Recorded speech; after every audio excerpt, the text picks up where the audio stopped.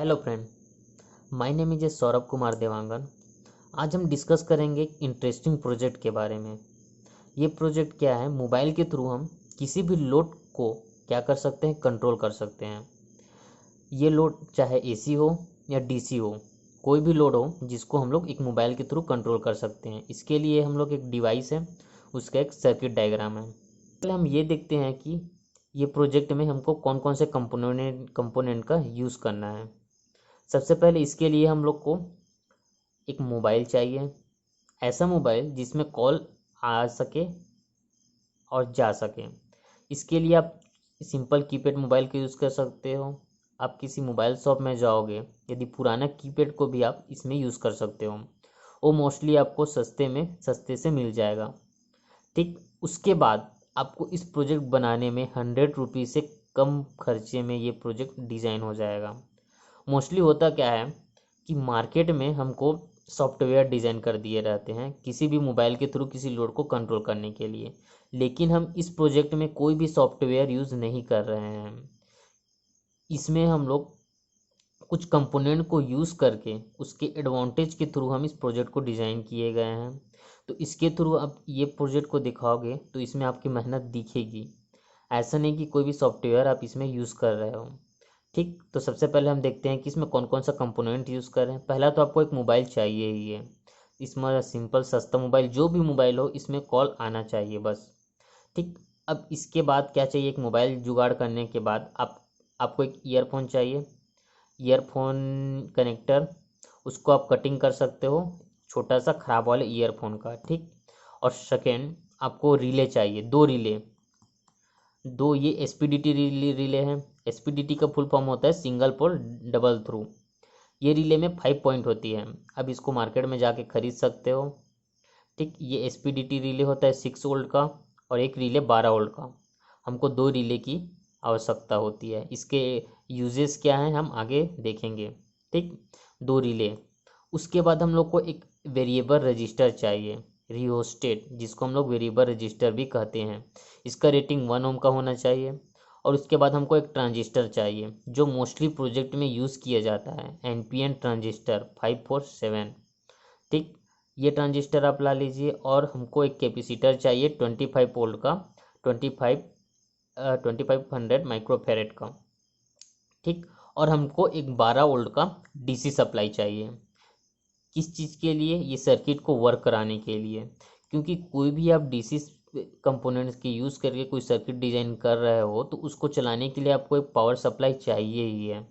ठीक, ये आपको 12 वोल्ट का पावर सप्लाई चाहिए। ठीक, तो क्या क्या कंपोनेंट यूज़ हो गया, पहले रिले, 2 रिले यूज़ कर लिए, कैपेसिटर हो गया और वेरिएबल रजिस्टर हो गया, 12 वोल्ट का पावर सप्लाई। में जो जो कंपोनेंट्स है उसको डिस्क्रिप्शन में दे दिया रहूँगा, आप उसको देख के खरीद कर सकते हो उसके रेटिंग के साथ। ठीक, तो इसके बाद क्या क्या हो गया, 2 रिले के बाद एक वेरिएबल रजिस्टर हो गया, ट्रांजिस्टर हो गया, 12 वोल्ट का पावर सप्लाई हो गया और कैपेसिटर हो गया। अब इसके बाद आपको एक लोड चाहिए, या आप 2 लोड का भी यूज़ कर सकते हो, कोई भी एसी लोड हो या डीसी लोड हो। ठीक, मेन चीज़ ये मॉडल क्या कर रहा है कि एक ऐसा स्विच प्रोवाइड कर रहा है रिले के थ्रू जो हम लोग मोबाइल के थ्रू कंट्रोल कर रहे हैं। ठीक, और इसमें एक ऐसी भी फैसिलिटी है, इसमें एक टाइमर टाइमर सर्किट है। इस टाइमर सर्किट के थ्रू हम किसी लोड को जितने टाइम में चाहें बंद कर सकते हैं या ऑफ कर सकते हैं। इसके साथ साथ आप एक टाइमर बनाना भी सीख सकते हो। इस टाइमर का यूज़ आप कैसे यूज़ कर सकते हो, कैपेसिटर और रजिस्टर के वैल्यू के थ्रू आप एक ऐसा टाइमर डिजाइन करोगे कि आप जब जितने टाइम में एक कोई भी सर्किट को या किसी भी लोड को स्विच ऑफ या स्विच ऑन कर सकते हो। ठीक, वो आगे हम लोग डिस्कस करेंगे आज, जिससे आप एक मॉडल बनाना भी सीख जाओगे और एक टाइमर बनाना। ठीक, तो ये प्रोजेक्ट करेगा क्या, अब ये हमारा लोड है। ये लोड एसी भी हो सकता है और डीसी भी हो सकता है। यदि हमको एसी लोड चाहिए तो हमको एसी सप्लाई का यूज़ करना पड़ेगा और डीसी लोड के लिए डीसी सप्लाई का यूज़ करना पड़ेगा। ये जो सप्लाई है उसको ये सर्किट यूज़ करने के लिए यूज़ नहीं करना है। ये जो सप्लाई है, जो मेन सप्लाई है, जो लोड को चलाने के लिए यूज़ होगा। ठीक, अब इसके जो स्विच कनेक्शन है, जो उसका स्विच है, यदि हम लोग इसको मेन सप्लाई से कनेक्ट किए, यदि हम लोग इसको मैनुअली स्विच के थ्रू ऑन करते तो ये लोड ऑन हो जाता, लेकिन हम लोग को यहाँ पर इसको मैनुअली नहीं करना है, इसको हम लोग मोबाइल के थ्रू करना है। ठीक, तो हम लोग क्या किए, एक 5 पॉइंट रिले के 2 पॉइंट को उससे कनेक्ट कर दिए। ठीक, जिससे क्या होगा, ये रिले के 5 पॉइंट है। सबसे पहले हम लोग समझ लेते हैं कि रिले करता क्या है।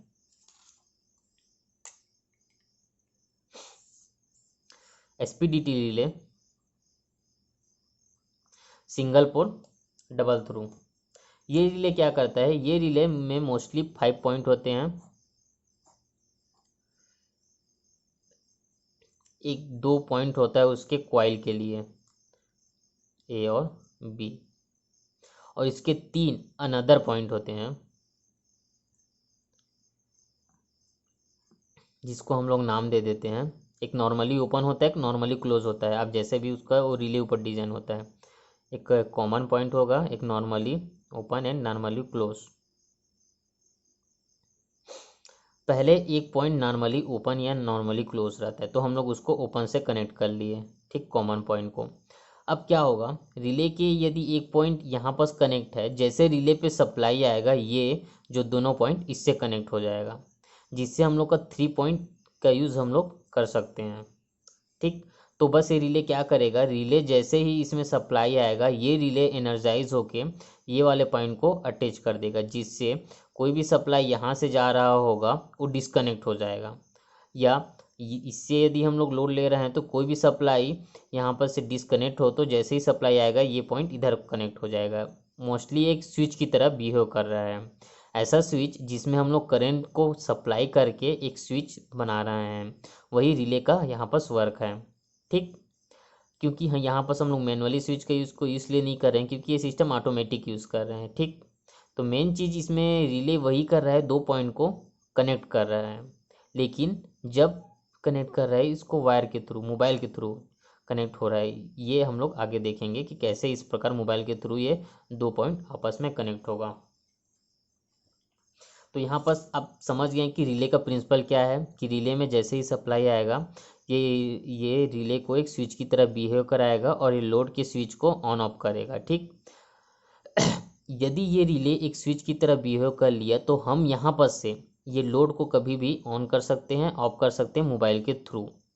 अब ये लोड ऑन कब होगा, जब ये रिले पे करंट आएगा, तब ये रिले एनर्जाइज होगा। अब ये लोड, ये कंडीशन है ऑन कंडीशन। स्टार्टिंग में रिले का जो पॉइंट होगा, इसको हम लोग पॉइंट दे देते हैं ए, बी और सी। स्टार्टिंग में जब रिले में कोई भी करंट नहीं आ रहा होगा तो इसका पॉइंट ए और सी से कनेक्ट होगा, ए और सी से। ठीक, जिसको मैं रेड कलर पे डोनेट कर दिया हूँ। ठीक, अब जैसे इसमें सप्लाई आएगा ये वाला पॉइंट सी और ई से कनेक्ट हो जाएगा। ठीक, जिससे एक क्लोज पाथ कंप्लीट हो जाएगा और ये लोड ऑन हो जाएगा। ठीक, अब देखते हैं फर्स्ट रिले का भी वही पॉइंट है, और इसमें एक वेरिएबल रजिस्टर इसका यूज़ किए गए हैं, ट्रांजिस्टर यूज़ किए गए हैं, कैपेसिटर यूज़ किए गए हैं, और 12 वोल्ट का सप्लाई यूज़ किए गए हैं। अब देखते हैं कि ये वर्क कैसे करेगा। सबसे पहले यहाँ पर हम लोग एक 6 वोल्ट का रिले यूज़ किए हैं। ये 6 वोल्ट का रिले एनर्जाइज कब होगा, कि इसमें जब कोई करंट आएगा तो ये रिले एनर्जाइज होगा, तो ये वाला पॉइंट और ये वाला पॉइंट को अटैच करेगा। ठीक, और ये वाला पॉइंट क्या है हम आगे देखेंगे। अब ये रिले एनर्जाइज कैसे होगा मोबाइल के थ्रू, बात ये हुई। अब होता क्या है, मोस्टली मोबाइल में एक वाइब्रेशन मोटर होता है, हम लोग इसमें ये एक इस वाइब्रेशन मोटर का यूज़ करेंगे। क्या होता है, वाइब्रेशन मोटर को यदि हम लोग रिमूव करके मल्टीमीटर से इसका वोल्टेज चेक करेंगे तो इसका वोल्टेज 2 या 3 वोल्ट रहता है और इसमें करंट थोड़ा ज़्यादा रहता है, जिससे ये रिले एनर्जाइज हो जाता है। तो हम लोग क्या करेंगे, उस वाइब्रेशन मोटर को निकाल के, जो ईयरपोर्ट के 2 वायर हो या सिंपल हम नॉर्मली वायर का भी यूज़ करके उसको कनेक्ट करके 2 पॉइंट ले सकते हो। अब इस 2 पॉइंट पे सप्लाई कब आएगा, जब मोबाइल वाइब्रेशन मोड में रहेगा। अब हम लोग जब मोबाइल को वाइब्रेशन मोड में रखें और इसमें कॉल किए तो हमको 3 वोल्ट मिल रहा है, इतना हम लोग बना चुके हैं। क्या होगा, जैसे मोबाइल को कॉल करेंगे मोबाइल वाइब्रेशन मोड में रहेगा, इसमें कितना वोल्ट आएगा, सप्लाई 3 वोल्ट। तो हम लोग क्या कर चुके कि मोबाइल में कॉल करके हम किसी भी जगह पे 3 वोल्ट सप्लाई भेज रहे हैं। ठीक, बात ये हुई। अब रिमोट कंट्रोल में क्या होता है, इसका एक रेंज होता है, लेकिन मोबाइल का रेंज अनलिमिटेड होता है। जहाँ तक हम लोग इसको कॉल कर पाएंगे वहीं तक हम इसका उसको उतने दूर तक हम इस सिस्टम को ऑपरेट कर पाएंगे। इसका ये बहुत बड़ा एडवांटेज है। इसमें कोई डिस्टेंस लिमिट नहीं है, जितने दूर तक आप कॉल कर सकते हो उतने दूर तक आप इसको कंट्रोल कर सकते हो। अब इसमें क्या हुआ कि हम कॉल करके इसमें 3 वोल्ट सप्लाई ला लिए। अब इस 3 वोल्ट को सप्लाई को हम लोग किससे कनेक्ट कर दिए, रिले से।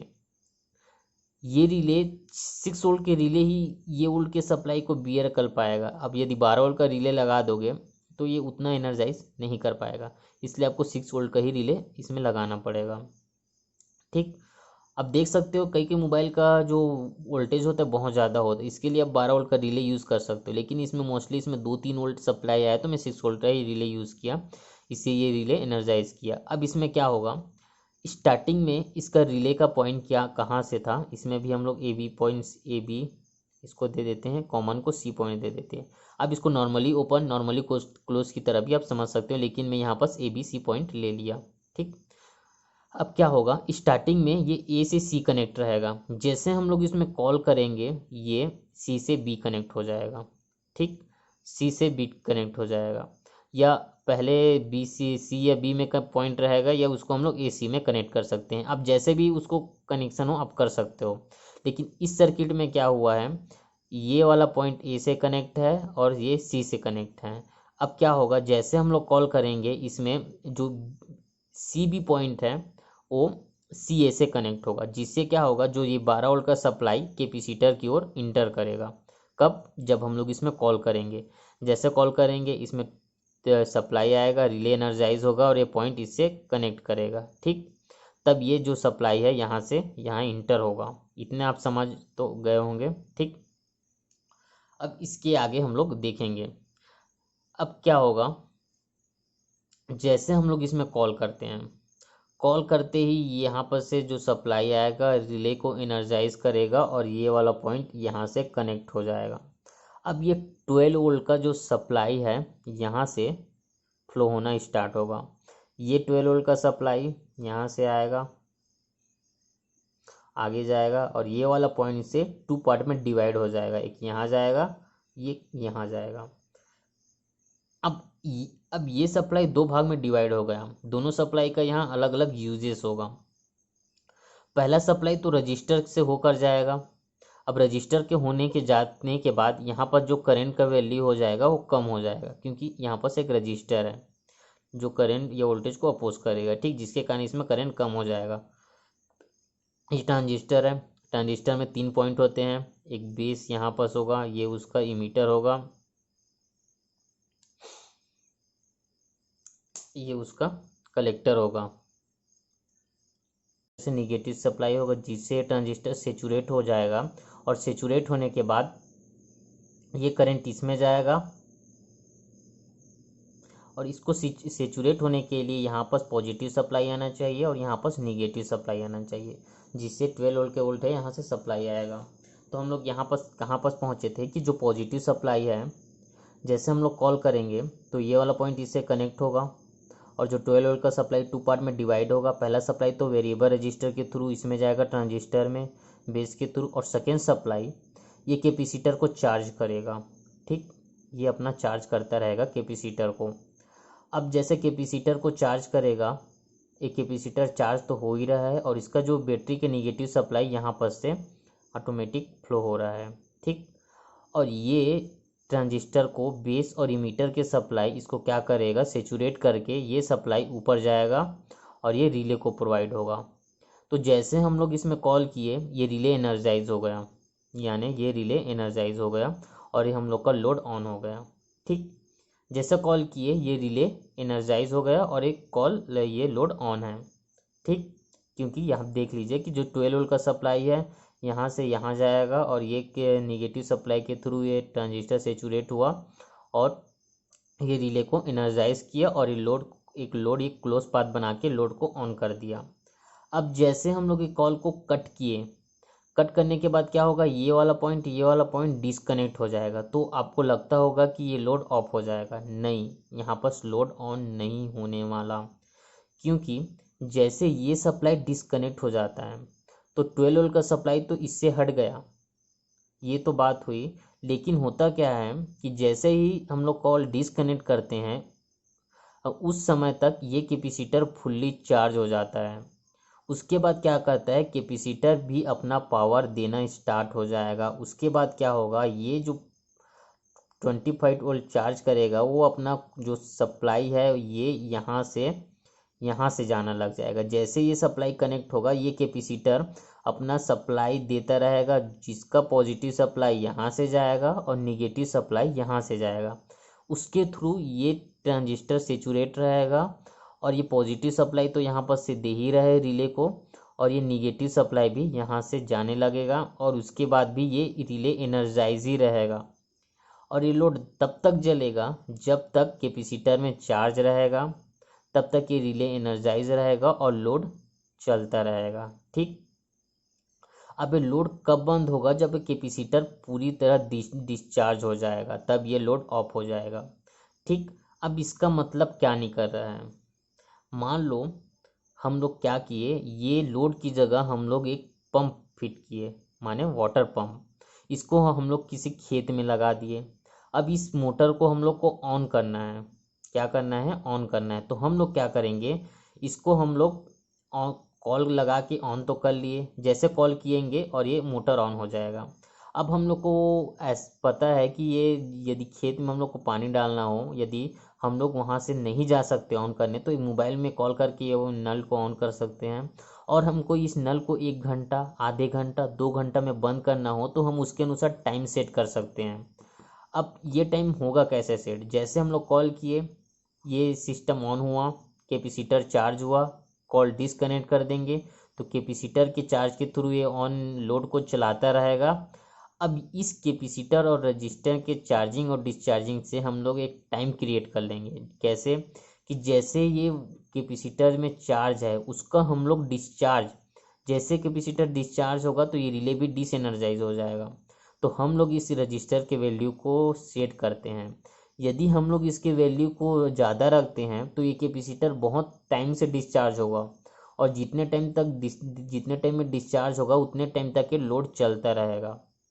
तो हम लोग एक कैपेसिटर और रजिस्टर के वैल्यू के थ्रू हम लोग क्या करेंगे, लोड के टाइम को बढ़ा सकते हैं, यानी एक टाइमर की तरह ये वर्क कर रहा है। ठीक, तो इस टाइमर का यूज़ हम लोग इसके अलावा दूसरे जगह भी यूज़ कर सकते हैं। जैसे टाइमर क्या हो गया, यदि आप ये मोबाइल को हटा के आप क्या कर दिए, एक मैनुअल स्विच लगा दिए और ये लोड को आप एक स्कूल में कनेक्ट कर दिए और इसका टाइम आप 4 घंटा सेट कर दिए। जैसे 4 घंटा सेट किए, अब स्कूल के अकॉर्डिंग सेट कर सकते हो। इससे क्या होगा कि जैसे आप स्विच को ऑन करके ऑफ कर दोगे तो ये जो सप्लाई चलता रहेगा कैपेसिटर के चार्जिंग पावर से चलता रहेगा। जैसे स्कूल की छुट्टी होने की टाइम हुई, 5 बजा, ये चार्जिंग टेप कैपेसिटर डिस्चार्ज हो जाएगा और ऑटोमेटिक स्कूल का पूरा लोड को ऑफ कर देगा रिले के थ्रू। इससे हुआ क्या, पावर सेविंग। होता क्या है कि मोस्टली कई लोग अपने में विद्यार्थी क्या करते हैं, स्टूडेंट अपने रूम के लाइट को ऑफ किए बिना चले जाते हैं, जिससे क्या होगा, पावर का लॉसेस होगा। तो इस प्रकार हम लोग पावर के लॉसेस को मिनिमाइज कर सकते हैं। तो इस प्रकार हम लोग क्या सीखें कि इसमें 2 मॉडल हैं। आप एक टाइमर सर्किट का यूज़ करके कहीं पर इस मॉडल को यूज़ कर सकते हो, या सेकेंडली आप एक मोबाइल को कनेक्ट कर सकते हैं, एक सिस्टम बना सकते हो जिसके थ्रू आप कॉल करके किसी भी लोड को कनेक्ट या डिसकनेक्ट ऑन या ऑफ कर सकते हो। इसके लिए यदि आपको डीसी लोड यूज़ करना हो तो आपको यहाँ पर डीसी लोड का यूज़ करना पड़ेगा और सप्लाई डीसी देना पड़ेगा और उसका स्विचिंग को रिले से कनेक्ट कर देना है, बस। इसके बाद आप ये प्रोजेक्ट को ट्राई करके देखिए, ये प्रोजेक्ट इजीली बन जाएगा। इसका कनेक्शन आपको पता ही है। आप इलेक्ट्रिकल के स्टूडेंट होंगे तो इसको आप बहुत इजीली से बना सकते हैं, बहुत चीपेस्ट कॉस्ट में बना कर डिजाइन कर सकते हो। यदि इसमें कोई प्रॉब्लम आ गई तो आप मुझे कमेंट कर सकते हो या मेरे इंस्टाग्राम आईडी पे मैसेज कर सकते हो। Okay friend, I hope you कि आप ये वीडियो अच्छे से समझे, सर्किट डायग्राम समझे। यदि आप कोई भी प्रॉब्लम हो तो आप कमेंट कर सकते हो और हम लोग ऐसे कुछ नए वीडियो देखते रहेंगे और साइंस प्रोजेक्ट के बारे में डिस्कस करेंगे। तो ओके, थैंक यू। आज के लिए इतना ही।